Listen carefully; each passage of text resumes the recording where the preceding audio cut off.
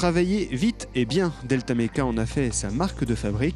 Lancée en 2008 à Couëron, la PME spécialiste de l'usinage affiche d'excellents résultats. Elle compte 32 salariés et continue d'embaucher. Éric Egon nous dévoile son secret. La réactivité, voilà le secret de la réussite de Delta Meca. Cette entreprise spécialisée dans l'usinage a été créée en 2008 et après 4 ans d'activité, son chiffre d'affaires a augmenté de 500 000 € par an pour atteindre 3 millions d'euros en 2012. Il faut se démarquer des autres et aujourd'hui c'était un créneau possible, mais qui est fatigant, très usant parce que c'est au quotidien et c'est sur la durée. Mais je pense que c'est un très bon stimulant pour tout le monde. On peut avoir des pièces d'urgence où le cycle de fabrication, ça peut être plusieurs semaines. Mais on a eu dernièrement des cycles de moins de 24 heures, des pièces qui partaient dans la nuit en Angleterre, où là, effectivement, il faut envoyer des taxis chercher la matière première et puis il faut mobiliser nos collaborateurs pour qu'ils puissent réaliser en temps et en heure.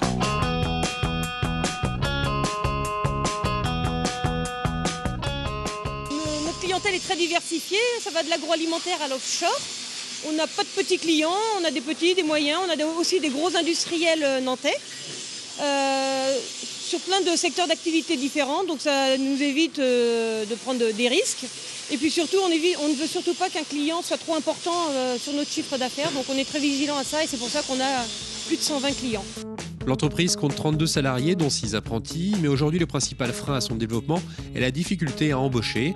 Delta Meca a récemment dépensé 20 000 € dans une campagne de recrutement et a dû se tourner vers la Roumanie et le Portugal pour trouver des fraiseurs et des tourneurs. Pour Christian Caillé, la principale raison à cette pénurie de main-d'œuvre est la mauvaise image qu'ont en France les métiers manuels. Aujourd'hui, politiquement et au niveau de l'éducation et de la culture française, c'est des gens qui sont un peu montrés du doigt parce qu'ils travaillent dans les ateliers. Le métier que l'on fait est un noble métier, un métier de créateur, un métier d'imagination. Le but, c'est de valoriser ce métier de manière à ramener un peu des jeunes dans nos ateliers, parce qu'on est effectivement en carence de personnel. Et puis pour montrer qu'effectivement, vous savez, il y a une expression, il n'y a pas de saut métier, mais nous, on est vraiment l'illustration de cet adage. Dans le prochain numéro de Réco, rencontre avec Paul Baziro, le nouveau président du directoire du groupe Charrier, et reportage dans les ateliers d'Aerolia à Saint-Nazaire.